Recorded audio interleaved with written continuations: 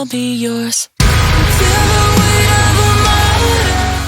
Hey everyone, welcome back to In the Alley. My name is Cody. Glad you guys are back for another video. Just another off-season, update, recap. We've had quite a few signings. The coaching carousel is back in full swing. San Diego's got a new place to play in, and we'll do some more tryouts and another interview plug. So you see the down low right there. We're going to jump right into the coaching carousel.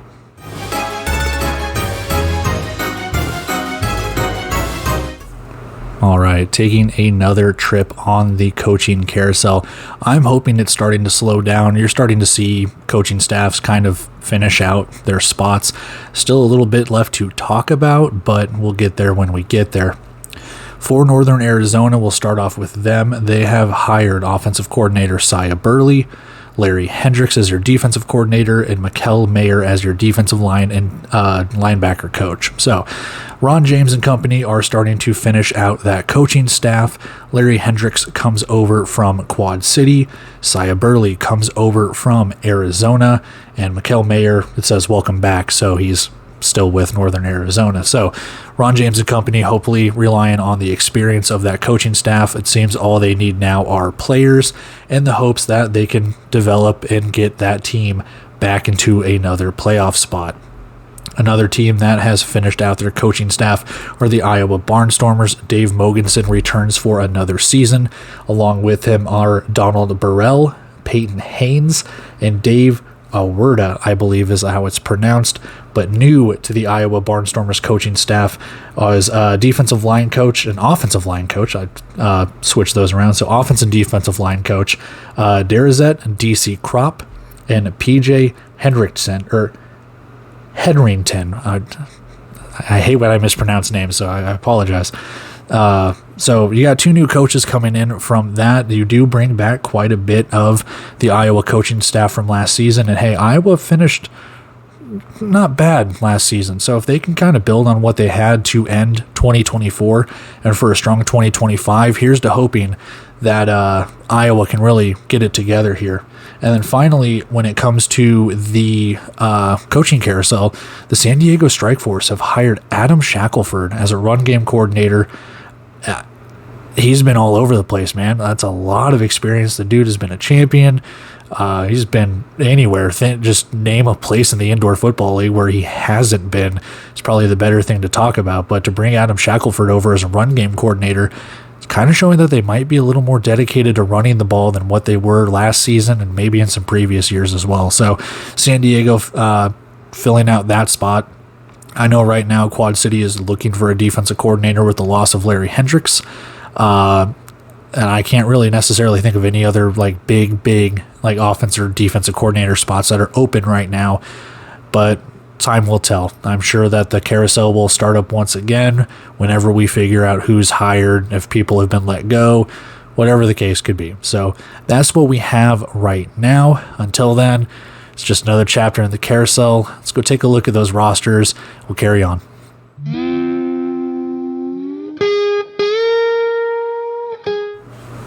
All right, roster roundup time. I think if I looked at this, there are 5 teams that have not made a transaction on the Indoor Football League website. So take that for what it's worth. Again, everyone's going to sign 25 players at some point, so we just kind of wait until then. Until then, I kind of give you the best that I can just based on the website. I'm going to start going through social media posts and stuff like that sometime soon, probably in the next week or so, and kind of cross-reference and make sure that the players that are signed or, added to the training camp rosters and stuff like that are part of it as well. So we'll kind of go from there. But for right now, for kind of, dates sake and stuff like that, we'll carry on. We've got some new additions here. We've got Bay Area, Massachusetts, one other one, I think. I could be wrong, but either way, I think 5 teams have yet to add a player so far. So we'll just carry on with that. We'll carry on A through Z. I'll start with Arizona and go from there. All right, starting with Arizona, and I think the last time we talked, they had only released 2 players, and now they have quite a few more releases and quite a bit of signings to talk about. Let's talk about releases first. Desmond Holmes and Cole Carter are two guys that had actually played snaps for the team last season.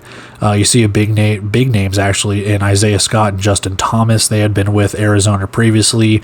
They are also released Marshall Poppenhausen, Daquan Dudley. I mean, some of these guys that were signed but maybe had their rights, but they went to a different league or just didn't play a snap or anything like that. Going over to the signings, Isaiah Huff is resigned from last season, and the big name off that board is Drew Powell.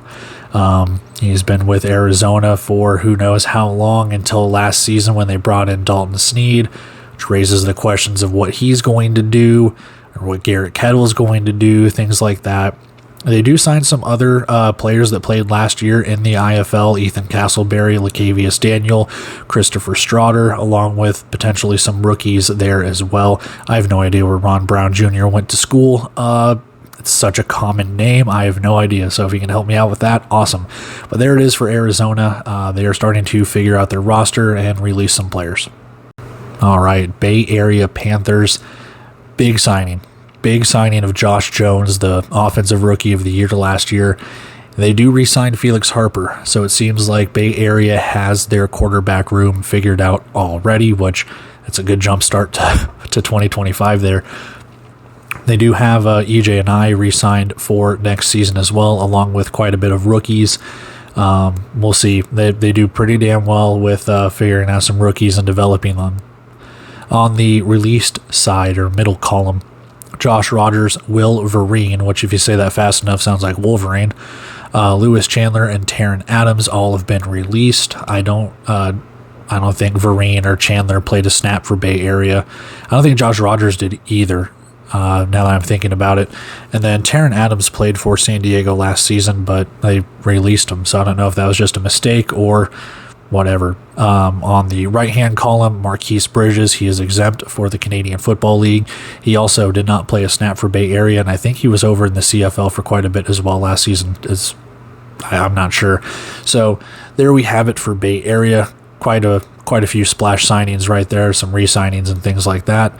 We carry on over to Green Bay, where they have signed some players with some pretty good experience, starting with the team from Green Bay. Kevin Ransom, Andre Williams, and Jalen Johnson are all back for 2025. And then wide receiver Tyler Hudson, who played for Massachusetts, Sir Zion Dance, who was with Jacksonville, and Andrew Carter, who was with Tucson. So quite a bit of experience when it comes to the Indoor Football League with those signings, trying to fill out that roster. We'll see how Green Bay does. Heading over to the far right column, we do have a little bit. Harry Ballard is placed on injured reserve. And then the big one, Sean Mustin has been placed on the exempt list going to the Canadian Football League. I believe he got signed by the BC Lions, so kudos to him and anyone having the opportunity to move up. So Green Bay doing some really good things, and hopefully it bodes well for them in the next season. For the Iowa Barnstormers, it is just two signings: defensive lineman Antonio Simley, and then defensive back Jamal Martin Jr. So a couple of rookies hoping to make their way to the 25-man roster. We'll see what they can do, but that's really it when it comes to the Barnstormers. Everything else kind of just status quo. For the Jacksonville Sharks, a couple of re-signings and then a big restricted free agent signing. Dejon Warren has been signed from the defensive back. He played for Jacksonville for quite a few games. And then Rashawn Wilkins has been re-signed. I just caught that one on my social media page before I decided to record all this stuff. Big signing, though. Edward Vander, I believe he went on Inside the Sharks podcast and announced that he is joining the Jacksonville Sharks. So adding him and adding Boom Williams, that running back room is pretty scary. And it's even scarier for a wide receiving room since Edward Vander can catch the ball pretty well. So Jacksonville loading up. They seem to be a threat when it comes to 2025. For the Massachusetts Pirates, they have made one signing so far. It's Donnie Lewis, a rookie out of Tulane, getting us started for the 2025 roster. We'll see what Massachusetts is capable of doing, but yet another D1 player getting signed by Massachusetts. They always do. So we'll see what they're capable of as the days go by. When we go to the middle column, when it comes to released players, Connor Dagenhart has been released, along with Sam Montgomery, Reggie Howard, and Devin Hafford. So those are some big players, especially on the defensive side of the ball. And your backup quarterback, Question always lingers if Alejandro Benefield will sign again for another year. We'll see. Going over to the right side, 2 players exempt to the CFL, Dante Demas and CJ Colden. Correct me, please. I don't remember where they got signed. I believe Demas, I'm not going to speculate. Someone can tell me in the comments. Suspended. Someone did something bad. Not really. Jake Guidon, which I believe is how it's pronounced, has been placed on league suspension, which means he could be signing with a different league. He could be doing something nefarious. I don't think it's that, but who knows? Yeah, he's just been placed on league suspension, so he can always come off of it, or he might have to sit out a year. Not sure. And then retired Matt Elam. We talked about it when it came to the coaching carousel. He is now on Fisher's coaching staff, so of course he's not going to be re-signing unless he wants to be a player coach with the Freight, which, cool. I doubt it. But anyway, we move on. A lot of veteran talent when it comes to the San Antonio Gunslingers.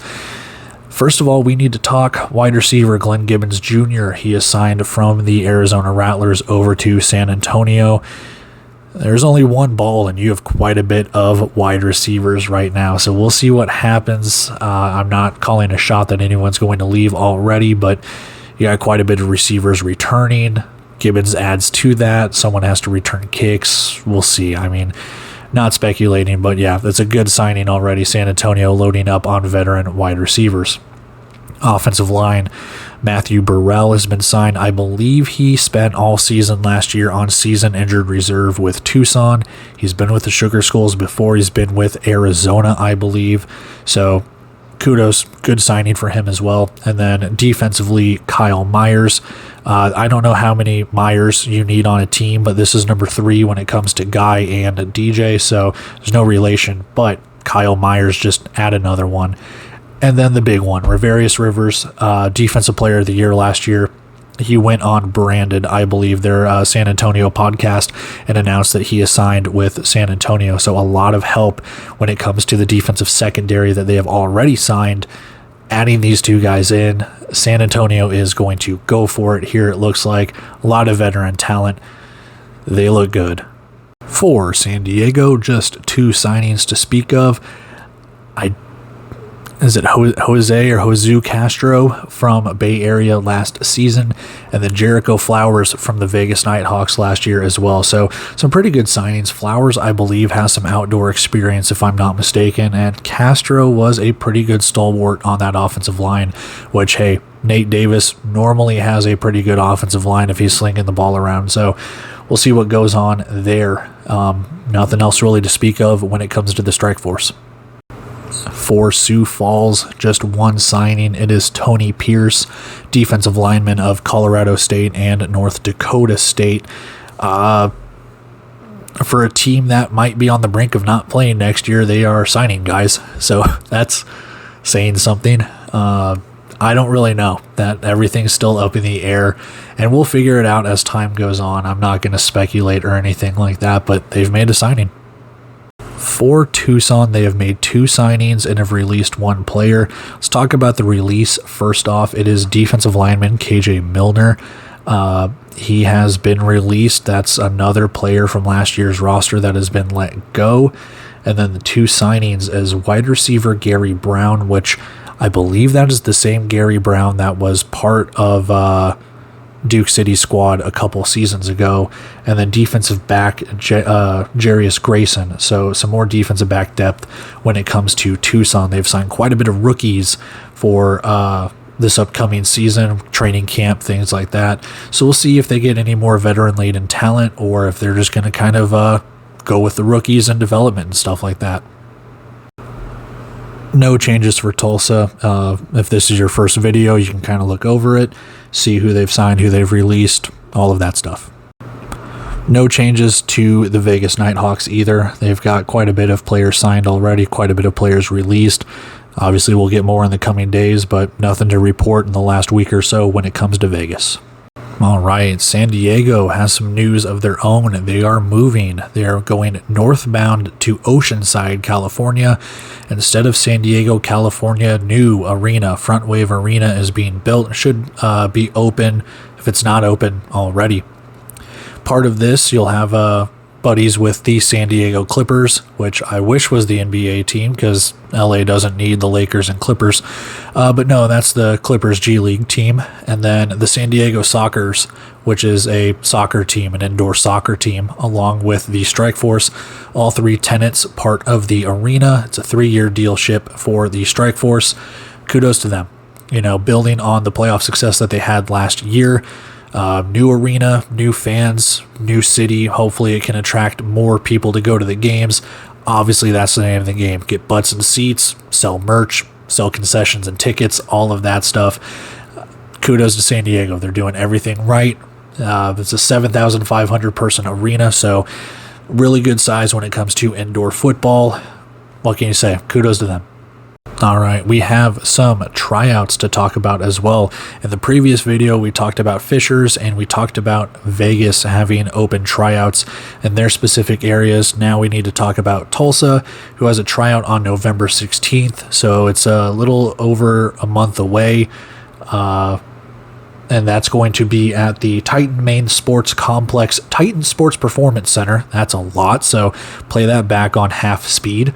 And it's a $75 walk-in admission fee or $65 if you pre-register. Next up, we have the Jacksonville Sharks. Same price, $65 pre-registration, 75 day of workout. It's going to be at the Jaguars Flex Field in Jacksonville, Florida, and that is the next weekend after the Tulsa one, Saturday, November 23rd. So again, just a little over a month away. Plenty of time to register if you are in any of those areas, Fishers, Jacksonville, Vegas, or Tulsa. Go try out. If you think you have what it takes to be an indoor football player, I don't, but I encourage the ones that think they do, go try out. You never know. There are some players, I think Iowa signed a guy, Austin Fest, from an open tryout like this, so you never know what diamond in the rough there could be. So there you go, 2 more tryouts. There's going to be plenty more tryouts coming between now and probably the end of the year. So there we go. All right, shameless interview plug time. Myself and colleague from Shady Sports Network, TJ Bartholomew, we're going to interview Jerry Kurz, the CEO of Arena Football One. If you don't know who he has had his hand in the Arena Football League, indoor game, what have you, for decades.